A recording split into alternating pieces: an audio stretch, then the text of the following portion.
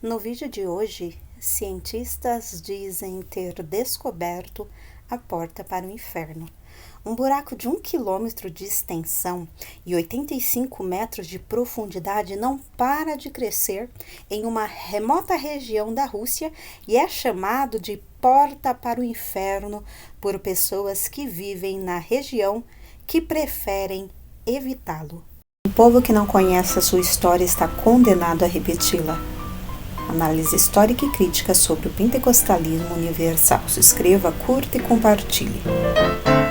Eu estava fazendo uma pesquisa no jornal Mensageiro da Paz, que é um órgão oficial das Assembleias de Deus, e eu me deparei com uma matéria publicada em novembro de 1992 que tem por título Cientistas dizem ter descoberto a porta para o inferno. Eu vou ler a matéria para vocês e, na sequência, eu vou trazer algumas informações sobre a atual situação desta suposta porta do inferno. Um grupo geológico que perfurou um túnel de cerca de 14 quilômetros na crosta terrestre, na região da Sibéria, está afirmando que ouviu gritos humanos. Os gritos teriam provindos de almas encerradas nas profundezas da Terra. Depois de haverem perfurado vários quilômetros, os equipamentos começaram a funcionar sem controle, como se o centro da Terra fosse oco. Uma outra surpresa era a alta temperatura que descobriram. Os cálculos indicaram cerca de 1.100 graus Celsius. A certa altura, nós ouvimos os movimentos da Terra com microfones ultrassensíveis que descemos buraco abaixo. Tivemos a nítida impressão de um desmoronamento, às vezes fraco, mas logo ensurdecedor, que nos fazia pensar em defeito nos equipamentos. Mas depois de alguns ajustes, reparamos que de fato o som vinha do interior da Terra. Era incrível o que ouvimos. Uma voz humana gritando de horror. Vez em quando a voz era compreensível. Podíamos ouvir em segundo plano milhares, talvez milhões de gritos de almas em sofrimento, acrescentou o cientista. Sensacionalismo ou não, a verdade é incontestável. O inferno existe. Está escrito. Em recente entrevista à revista Veja, o diplomata aposentado João Cabral de Melo Neto, conhecido como o maior poeta vivo da língua portuguesa, declarou: "É engraçado, mas eu, um materialista convicto, tenho medo da morte. E sabe por quê? Por causa do inferno. Nunca consegui afastar da minha mente aquele horror do inferno. Como então escapar da condenação do inferno? Só Cristo tem as chaves da morte e do inferno. Serpentes, raça de víboras, como escapareis da condenação do inferno?" Mateus 23 e 33.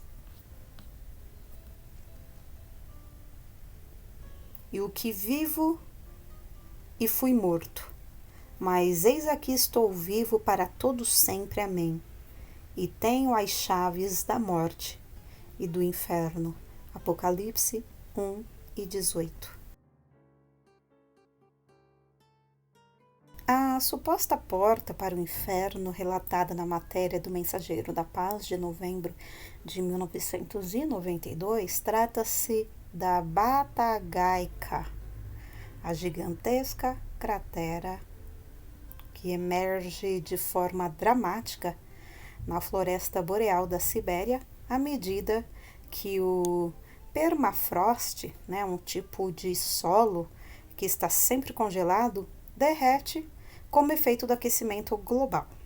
Então, a cratera ela tem crescido na média de 10 metros por ano, mas em anos mais quentes esse aumento chegou a 30 metros, conforme estudos. A instituição da Alemanha vem monitorando o buraco há uma década. Então, a cratera ela apareceu na década de 60, de acordo com Julian Murton, professor da Universidade Sussex, na Inglaterra.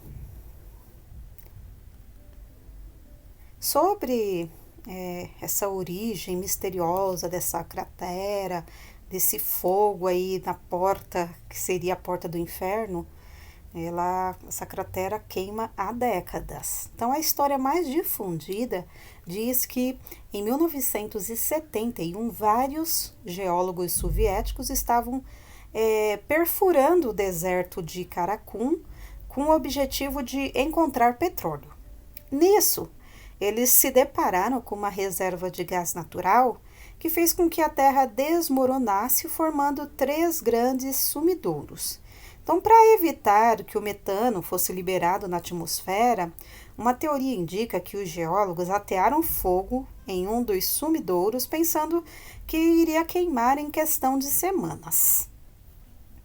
Mas Kourounis diz que não há documentos que respaldem essa versão. Então, após sua primeira expedição à região, no ano de 2013, em uma pesquisa local, ele descobriu que ninguém sabia realmente a origem. Uma das coisas mais impressionantes e frustrantes sobre esta cratera é que realmente não há muitas informações sobre ela. Você não consegue obter nem sequer visitando o país, diz um dos exploradores. Fiz tudo o possível para encontrar algum relatório, um registro oficial, algum jornal que mencionasse o incidente, mas nada. De acordo com geólogos turcomenos, a enorme cratera se formou na década de 1960 e começou a queimar na década de 1980. Então, há inclusive controvérsia sobre se ela foi incendiada acidentalmente, como pela queda de um raio, ou se foi intencional, diz Kourounis.